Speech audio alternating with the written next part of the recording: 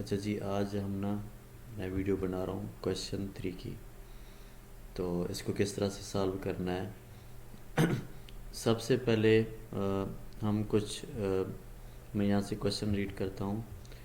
Number of transaction of clay pole construction are described below in terms of accounts debited and credited. कुछ transaction दी गई हैं किसकी, clay pole construction company की। उसके कुछ अकाउंट्स डेबिट हैं और कुछ अकाउंट्स क्रेडिट हैं। अच्छा, ये ट्रांजैक्शन 1 से 8 तक ट्रांजैक्शन है।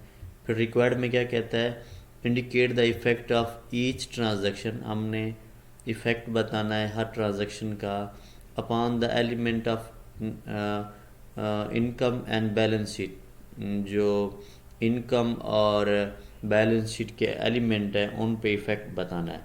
यहाँ पे कौन से एलिमेंट है, revenue, expense, net income, asset, liability और ओनर इक्विटी। फिर वो कहता है use the code letter I for increase, D for decrease and NE for no effect. Increase के लिए हमने आई, डिक्रीज़ के लिए डी और नो इफेक्ट के लिए एनी यूज़ करना है। फिर वो कहता है organise your answer in tabular form. आपने जो आपका आंसर है या उसको टेबुलर फॉर्म में बताना है। Using column heading shown below, जैसे कि उन्होंने कॉलम हेडिंग दी हुई है दो, इसी में आपने अपना आंसर पुट करना है। फिर वो कहता है the answer for the transaction is provided as example. उसने जो पहली ट्रांजैक्शन है, ट्रांजैक्शन फर्स्ट का जो आंसर है उसने एज एग्जांपल हम एग्जांपल के तौर पे दे दिया है, बता दिया। तो बाकी हमने खुद करनी है। अच्छा जी, इस क्वेश्चन को सॉल्व करने से पहले हम कुछ रूल्स मैं आपको दोबारा से यहाँ पे बता देता हूँ। जो डेबिट क्रेडिट रूल्स हैं वो मैं आपको बता देता हूँ ताकि ये हमारे लिए इजी हो जाए। अच्छा, रूल्स क्या हैं जी। मैं इसको थोड़ा बोल्ड कर लूँ।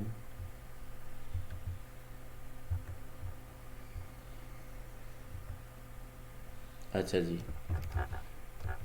Debit and credit rules. अच्छा, रूल 1 ये है, रूल्स मैं इस तरह से लिख रहा हूँ। अकाउंट्स और इफेक्ट डेबिट और क्रेडिट। अच्छा जी, इस तरह से मैं ये लिख रहा हूँ। अच्छा, पहला हमारे पास है अकाउंट है एसेट का। एसेट अगर इंक्रीज़ होता है तो ये क्या होगा, यहाँ पे मैं एक और कॉलम ऐड कर रहा हूँ।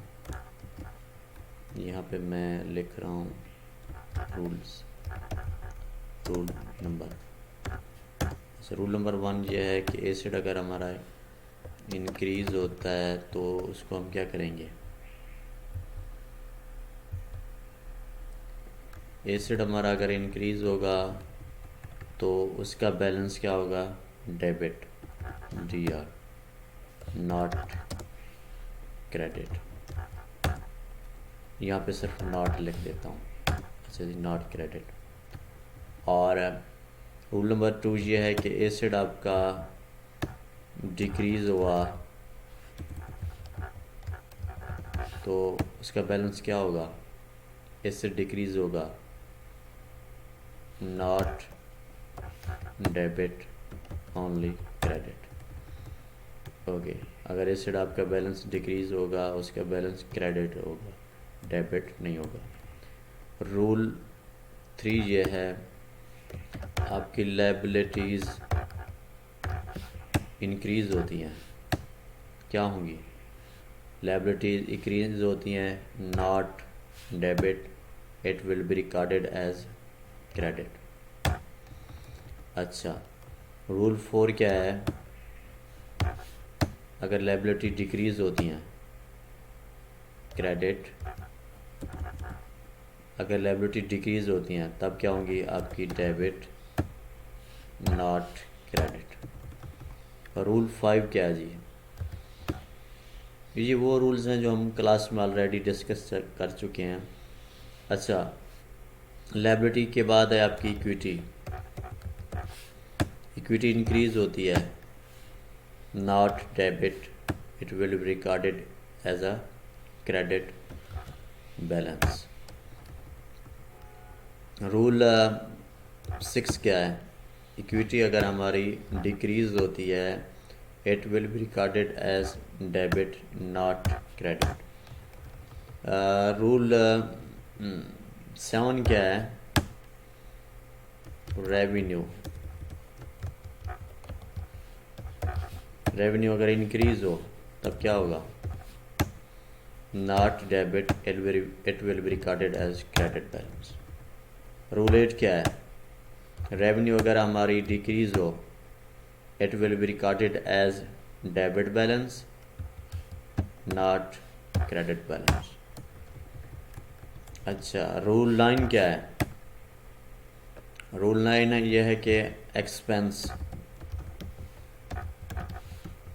एक्सपेंसेस अगर आपके इंक्रीज होते हैं तो it will be recorded as debit balance not in credit. अच्छा, रूल 10 क्या है?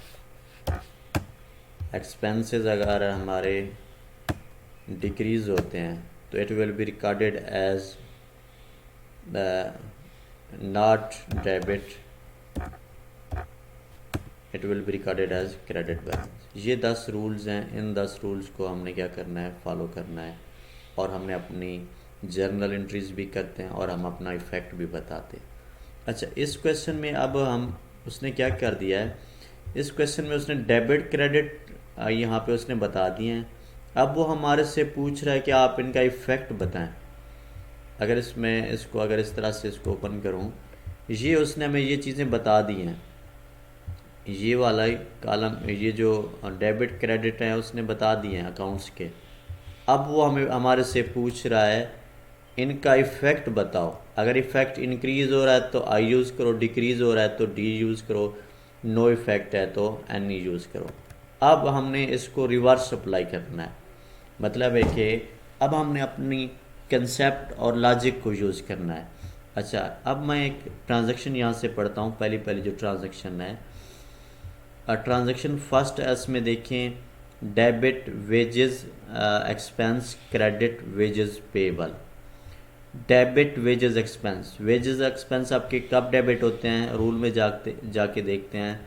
एक्सपेंस आपके जब डेबिट तब होते हैं जब आपके इंक्रीज हों, यानी कि आपके एक्सपेंस का बैलेंस जब इंक्रीज होगा तब ये डेबिट होते हैं।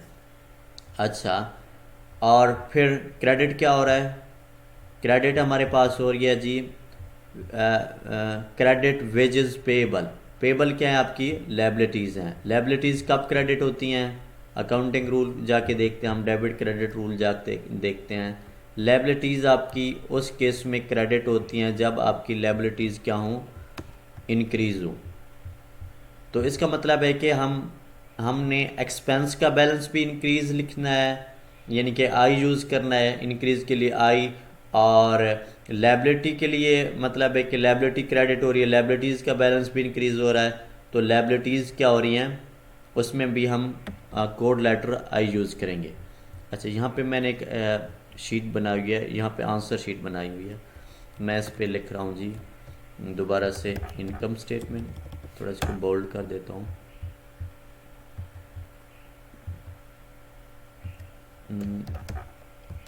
Income statement. अच्छा, ये हमारे पास है बैलेंस शीट। इनकम स्टेटमेंट का क्या फार्मूला है जी? Revenue minus expense is equal to, revenue minus expense is equal to profit या नेट इनकम। अच्छा, एसिड का क्या फार्मूला है इसका? बैलेंस शीट का asset is equal to liabilities plus equity. अच्छा, ये क्लास हम ऑलरेडी आपके फार्मूले क्लास में डिस्कस कर चुके हैं। अच्छा, मैं उम्मीद करता हूँ आप लोगों को इसमें कोई कन्फ्यूजन नहीं होगी। अच्छा, अब हम क्या करते हैं, यहाँ पे मैं लिखता हूँ ट्रांजैक्शंस, यहाँ पे सिर्फ TRX लिख रहा हूँ। ट्रांजैक्शन हमारे पास है जी फर्स्ट। अच्छा, अब यहाँ पे फर्स्ट ट्रांजैक्शन लिख रहा हूँ।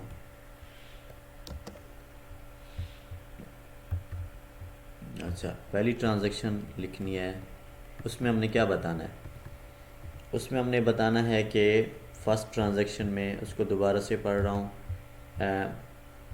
Debit wages expense, credit wages payable, यानी कि एक्सपेंस आपके डेबिट हो रहे हैं इंक्रीज़, और वेजेस एक्सपेंस आपकी क्या हो रही हैं, क्रेडिट हो रही हैं, तो आपकी वेजेस भी यानी कि पेबल यहाँ पे यानी कि लायबिलिटी भी आपकी इंक्रीज़ हो रही है, यानी कि क्रेडिट हो रही है। अच्छा, अब यहाँ पे मैं इसमें जाके लिखता हूँ एक्सपेंस के कॉलम में आई, यहाँ से इसको आई, ठीक है, और एक्सपेंस इंक्रीज़ हो रहे हैं, आपकी लायबिलिटी भी आपकी क्या हो रही है, इंक्रीज़ हो रही है। अच्छा, अब बताना है जब आपके एक्सपेंस इंक्रीज़ हो रहे हैं तो आपकी इक्विटी पे कोई इफ़ेक्ट पड़ेगा, यानी कि एक्सपेंस का अकाउंट सिर्फ एक्सपेंस को क्या करेगा, इफ़ेक्ट करेगा, तो इक्विटी पे सॉरी रेवेन्यू पे आपका नो इफ़ेक्ट, यानी कि जब आपका एक्सपेंस का अकाउंट इंक्रीज़ हो रहा है या डेबिट हो रहा है तो वो सिर्फ एक्सपेंस को इफ़ेक्ट करेगा, ना कि रेवेन्यू को। तो अच्छा, अब इसका मतलब ये है कि नो इफ़ेक्ट मीन टू से ज़ीरो आपकी रेवेन्यू है। अच्छा, और एक्सपेंस आपके 10 हुए हैं, तो इसका मतलब है कि ज़ीरो में से अगर मैं 10 माइनस कर दूं तो क्या होगा, ज़ीरो में से 10 माइनस कर दूं तो -10 आपकी क्या आती है, नेट इनकम। तो इसका मतलब है कि आपकी नेट इनकम क्या हो जाएगी, -10 का मतलब है कि नेट लॉस हो रहा है, लॉस का मतलब है कि आपकी नेट इनकम डिक्रीज़ हो जाएगी, तो यहाँ पे मैं डी यूज़ कर रहा हूँ।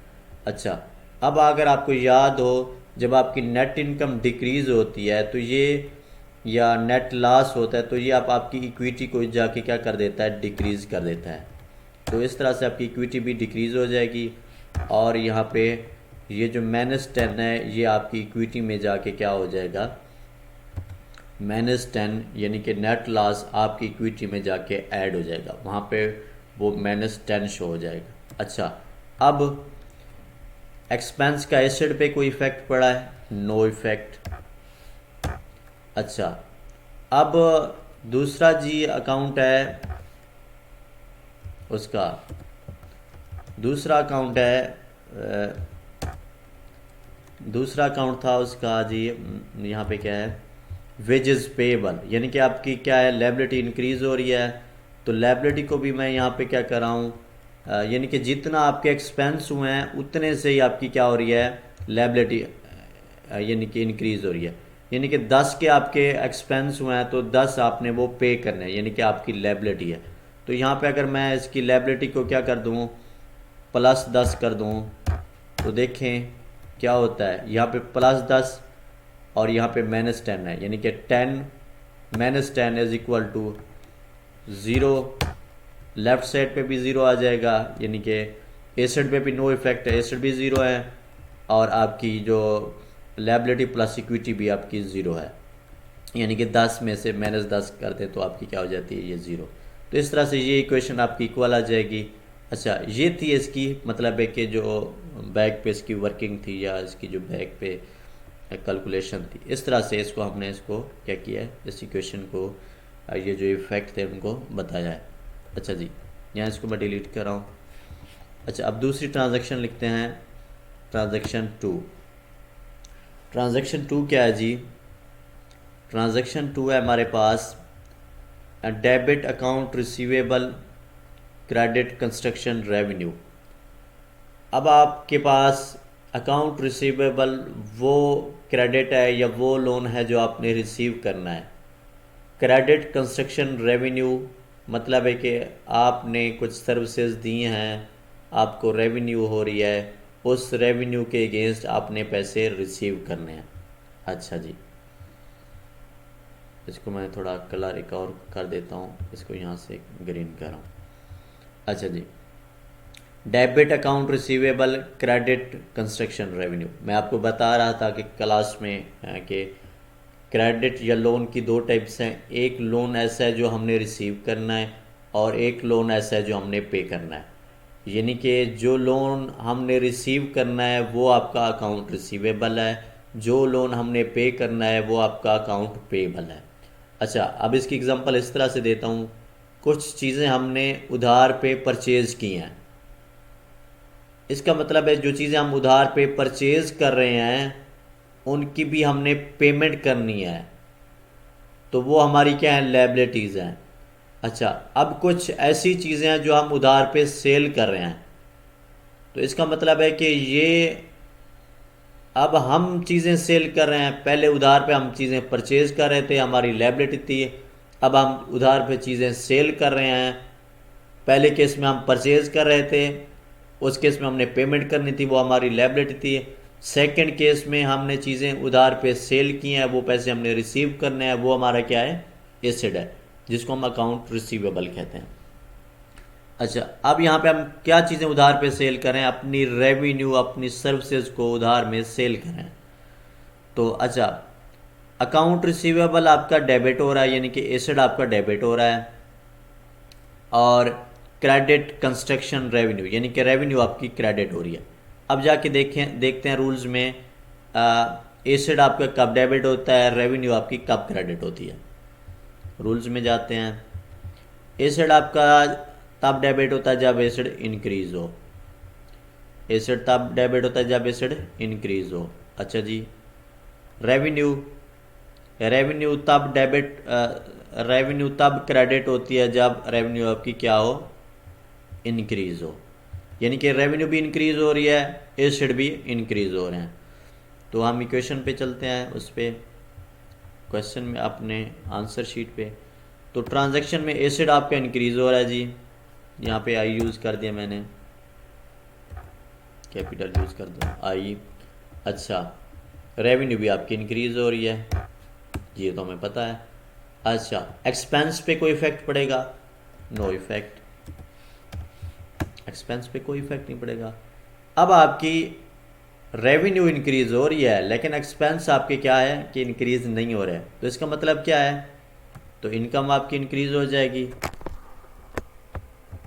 अच्छा जी, इनकम इंक्रीज हो रही है तो इसका मतलब क्या है, आपकी इक्विटी भी इंक्रीज हो जाएगी। कि जिस तरह से इनकम आपकी डिक्रीज हो रही थी तो आपकी इक्विटी डिक्रीज कर रही थी, इसी तरह से इनकम यहाँ पे इंक्रीज हो रही है तो इक्विटी आपकी क्या हो जाएगी, इंक्रीज हो जाएगी। यहाँ से अब लाइट का थोड़ा इशू है मेरे पास। अच्छा जी, इक्विटी भी इंक्रीज हो जाएगी। अब एसेट भी इंक्रीज हुए हैं, रेवेन्यू भी इंक्रीज हुए हैं और नेट इनकम भी इंक्रीज होगी है, इक्विटी भी इंक्रीज होगी है। क्या इन अकाउंट्स का आपकी इक्विटी पे, लायबिलिटी पे कोई इफेक्ट पड़ेगा, नो। क्यों, क्योंकि लायबिलिटी का कोई यहाँ पे अकाउंट इफेक्ट ही नहीं हुआ। जो अकाउंट्स इफेक्ट हुए हैं हमने उनको सिर्फ चेंज किया है, बाकी पे क्या होगा, नो इफेक्ट। इस तरह से आपकी ये जो ट्रांजैक्शन 2 है ये कंप्लीट हो जाएगी। अच्छा जी, अब ट्रांजैक्शन हमारी ये जो है 3, इसको मैं जल्दी से पढ़ रहा हूँ। यहाँ पे मेरी साइड पे लाइट का इशू है। डेबिट डिविडेंड, क्रेडिट कैश, ठीक है। डिविडेंड आपके जो इक्विटी है उसको डिक्रीज करता है, तो जब इक्विटी आपकी डिक्रीज हो तो डेबिट। और क्रेडिट कैश, कैश तब क्रेडिट होता है जब आपका कैश यानी कि एसेट डिक्रीज हो। अब आप वहाँ से अकाउंटिंग रूल्स आपके पास हैं, आप उसमें से देख सकते हैं। अच्छा, डेबिट डिविडेंड, डिविडेंड तब डेबिट होता है, डिविडेंड करता है आपकी इक्विटी को डिक्रीज। इक्विटी जब आपकी डिक्रीज हो तब क्या होती है, डेबिट। और जब आपकी कैश तब क्रेडिट होता है जब आपकी क्या हो, कैश तब क्रेडिट होता है जब आपका कैश यानी कि एसेट डिक्रीज हो। तो इसमें हम कैसे इसको बनाएंगे, एसेट भी आपका डिक्रीज हो रहा है, इक्विटी भी आपकी डिक्रीज हो रही है। अच्छा जी, नो इफेक्ट ऑन लायबिलिटी, क्योंकि लायबिलिटी का कोई अकाउंट ही नहीं है। नो इफेक्ट ऑन इनकम, क्योंकि इनकम पे भी हमने कोई रेवेन्यू ना ही एक्सपेंस हुए हैं, तो रेवेन्यू पे भी कोई इफेक्ट नहीं पड़ेगा। अच्छा जी, मैं यहाँ से अच्छा एनी स्मॉल लिख रहा है, ठीक है। अच्छा जी, इस तरह से अब no effect on expense, no effect on no effect on revenue. अच्छा जी, अच्छा उसके बाद ये ट्रांजैक्शन हमारी 3 कंप्लीट हो जाएगी, यहाँ से 3। अच्छा जी, अब उसके बाद ट्रांजैक्शन 4 देखते हैं। ट्रांजैक्शन 4 क्या है? डेबिट, इसको यहाँ से फिर मैं ग्रीन कर रहा हूँ। Debit office supplies credit account payable, यानी कि अब ऑफिस सप्लाइज को उधार पे परचेज कर रहे हैं। तो ऑफिस सप्लाइज आपकी क्या है? करंट एसेट है, तो आपका करंट एसेट इंक्रीज हो रहा है, और उधार भी आपका यानी कि अकाउंट पेबल भी आपका क्रेडिट हो रहा है, तो वो भी इंक्रीज हो रही है। तो इसका आप इफेक्ट बताएंगे। एसेट आपका ट्रांजैक्शन ये हमारी है जी 4, एसेट आपका इंक्रीज हो रहा है, आपकी क्या है, लायबिलिटी भी इंक्रीज हो रही है। नो इफेक्ट ऑन इक्विटी,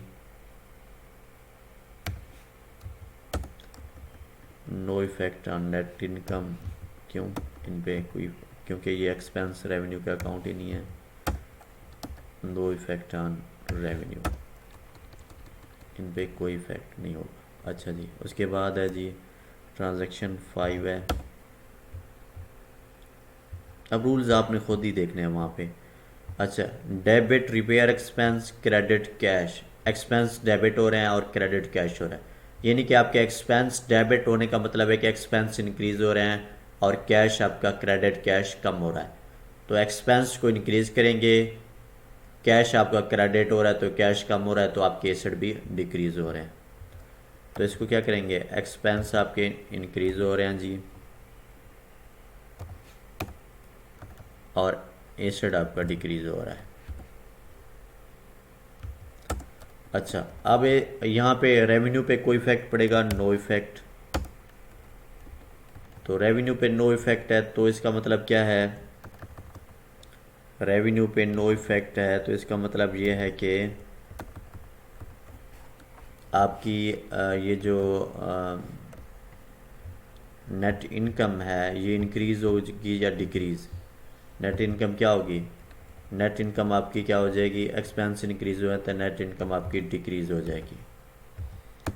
अच्छा, नेट इनकम डिक्रीज होती है तो आपकी इक्विटी क्या हो जाती है? ऑटोमेटिक, क्योंकि आपका लॉस हो रहा है या आपकी इक्विटी माइनस में आ रही है, तो सॉरी आपकी नेट इनकम माइनस में आ रही है तो ये लॉस में जा रही है, तो इक्विटी आपकी क्या हो जाती है? डिक्रीज। जिस तरह हमने ट्रांजैक्शन फर्स्ट की है, यहाँ पे मैं डिक्रीज लिख रहा हूँ। और नो इफेक्ट ऑन लायबिलिटीज़, शुक्र है कि लाइट आ गई। अच्छा जी, नो इफेक्ट ऑन लायबिलिटीज़, अब क्योंकि लायबिलिटी का कोई अकाउंट ही नहीं है तो इस पर कोई इफेक्ट नहीं होगा। अच्छा, ट्रांजैक्शन 6। अब ट्रांजैक्शन 6 क्या इसमें? ये ट्रांजैक्शन 5 भी हो गई है। Debit cash credit account receivable. अच्छा, अब वो डेबिट कैश आपके पास इंक्रीज हो रहा है, कैश आपने रिसीव किया है, क्रेडिट अकाउंट रिसीवेबल। अब यानी कि जो आपने उधार रिसीव करना था, यानी कि अकाउंट रिसीवेबल की फॉर्म में, यानी कि ट्रांजैक्शन फर्स्ट में देखिए आपने कुछ पैसे रिसीव करने थे। अच्छा, अब आपने वो पैसे रिसीव कर लिए हैं, तो अब आपका कैश क्या हो रहा है? इंक्रीज हो जाएगा। अब आपका जो अकाउंट रिसीवेबल का बैलेंस है वो क्या हो जाएगा? डिक्रीज हो जाएगा। यानी कि आपका एसेट के 2 अकाउंट है, एक एसेट का अकाउंट इंक्रीज हो रहा है, दूसरा एसेट का अकाउंट डिक्रीज हो रहा है। तो इसका मतलब क्या है? इसका मतलब ये है, इसको मैं यहाँ से ग्रीन कर देता हूँ और कलर को कर देता हूँ, इसको येलो कर देता हूँ। अच्छा जी, एसेट आपका क्या है? एक एसेट आपका इंक्रीज हो रहा है और दूसरा एसेट आपका डिक्रीज हो रहा है, तो इसका नेट इफेक्ट क्या पड़ना है देखते हैं जी। यानी कि आपका एसेट्स, यानी कि इसका मतलब ये है कि 6000 से कैश इंक्रीज हो रहा है और 6000 से आपका क्या हो रहा है, अकाउंट रिसीवेबल डिक्रीज हो रहा है। यानी कि आपने जो पैसे रिसीव करने थे वो रिसीव कर लिए, cash increase account receivable decrease, तो एसेट पे ज़ीरो, यानी कि नो इफेक्ट ऑन एसेट। दोनों अकाउंट्स भी एसेट के हैं तो दोनों एक दूसरे को क्या कर रहे हैं, उनका नेट इफेक्ट मतलब है कि कुछ भी नहीं है। तो no effect on asset, no effect on liability, no effect on equity. तो इसी तरह से no effect on revenue, no effect on expense, no effect on net income. किसी अकाउंट पे कोई इफेक्ट नहीं पड़ेगा। दोनों एसेट के अकाउंट थे, एक एसेट का अकाउंट इंक्रीज हो रहा है, दूसरा डिक्रीज हो रहा है, तो यानी कि एक 6000 से इंक्रीज हो रहा है, दूसरा 6000 से माइनस हो रहा है। दोनों को अगर ऐड करें तो नेट इफेक्ट ज़ीरो आता है। तो एसेट पे भी नो इफेक्ट, लायबिलिटी पे भी नो इफेक्ट, इक्विटी पे भी नो इफेक्ट, ना रेवेन्यू पे इफेक्ट पड़ेगा, ना एक्सपेंसेस पे और ना ही नेट इनकम पे। इस तरह ट्रांजैक्शन 7 देखते हैं। ट्रांजैक्शन 7 क्या है, फिर उसने अब debit tools and equipment, credit, cash and note payable. अच्छा, अब उसने क्या किया है, इसको मैं यहाँ से ग्रीन कर दूँ।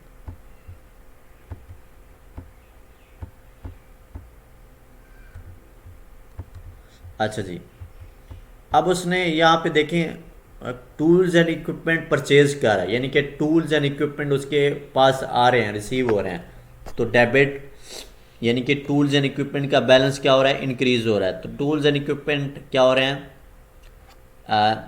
इंक्रीज हो रहे हैं, तो डेबिट। अब क्रेडिट कैश कुछ, यानी कि उसमें से कैश पे कर रहा है और कुछ आपका नोट पेबल का बैलेंस है। तो इस तरह से देखते हैं इसको, मैं यहाँ पे लिख देता हूँ 75,000 से आपके टूल्स एंड इक्विपमेंट इंक्रीज हुए हैं, उसमें से आपने सपोज 25,000 कैश पे किया है। तो 75 में से 25,000 माइनस कर दें तो 50,000 से अब आपके एसेट क्या हो जाएंगे, इंक्रीज हो जाएंगे। यानी कि 75,000 के आपने क्या किए हैं, एसेट परचेज किया है, उसमें से कुछ कैश पे किया, बाकी क्या आपकी लायबिलिटी है। यानी कि लायबिलिटी भी आपकी इंक्रीज हो रही है, कितने से, तो लायबिलिटी यहाँ पे देखें नोट पेबल का क्या हो रहा है, क्रेडिट हो रहा है। सिर्फ कैश भी क्रेडिट हो रहा है, कैश भी कम हो रहा है, नोट पेबल भी क्रेडिट हो रहा है। तो नोट पेबल आपका क्रेडिट होने का मतलब है कि आपकी लायबिलिटी इंक्रीज हो रही है। अच्छा, अब यहाँ पे देखें इसका क्या इफेक्ट आता है, 50,000 आपके एसेट में नेट इफेक्ट होगा। अच्छा, अब लायबिलिटी आपकी कितना हुई है, यानी कि 25,000 आपने कैश पे किया है, तो आपकी लायबिलिटी में भी, यानी कि बाकी जो 50,000 है, ये देखिए 75 में से 25 माइनस करें तो 50,000 आपकी क्या लायबिलिटी है, तो लायबिलिटी के अकाउंट में भी 50,000 लिख देंगे। तो इस तरह से देखें ये इक्वेशन आपकी क्या हो जाएगी, इक्वल, यानी कि 50,000 नेट एसेट आपके 50,000 से इंक्रीज हो रहे हैं और नेट लायबिलिटी भी आपकी 50,000 से इंक्रीज हो रही है। तो यहाँ पे क्या लिखूंगा, एसेट इंक्रीज और आपकी लायबिलिटी भी increase, no effect on equity, no effect on expense, no effect on net income and revenue. इस तरह से आपकी ट्रांजैक्शन 7 कंप्लीट हो जाए। अच्छा जी, अब क्या है जी, debit account payable, credit, cash. अब जो उधार है उसकी पेमेंट कर रहा है, debit account payable. Account payable कब डेबिट होता है, जब आपका लायबिलिटी डिक्रीज हो। क्रेडिट कैश, कैश आपका जब आप डिक्रीज हो तब आपका क्या होता है, कैश क्रेडिट, यानी कि वो अपना उधार पे कर रहा है। उधार भी आपका, यानी कि लायबिलिटी भी आपकी डिक्रीज हो रही है और साथ ही कैश की पेमेंट कर रहा है, तो कैश भी डिक्रीज हो रहा है। एसेट भी डिक्रीज, लायबिलिटी भी डिक्रीज, तो बाकी अकाउंट्स पे कोई इफेक्ट नहीं पड़ेगा। Asset decrease, liability decrease, no effect on equity, no effect on net income, no effect on expense no effect on revenue. ये इस तरह से आपकी ट्रांजैक्शन 8 कंप्लीट हो जाएगी। तो यहाँ से इस तरह से आपका ये जो क्वेश्चन है कंप्लीट हो जाएगा। ये जो क्वेश्चन नंबर हमारा क्या है जी, क्वेश्चन 3 है। इस तरह से हमने इसको सॉल्व करना है जी। क्लास मैं उम्मीद करता हूँ ये आप लोगों को क्लियर होगा। अगर कोई क्वेश्चन है तो आप मुझे बता सकते हैं। ओके क्लास, इंशाल्लाह फिर क्लास में मिलते हैं। ओके, अल्लाह हाफिज़।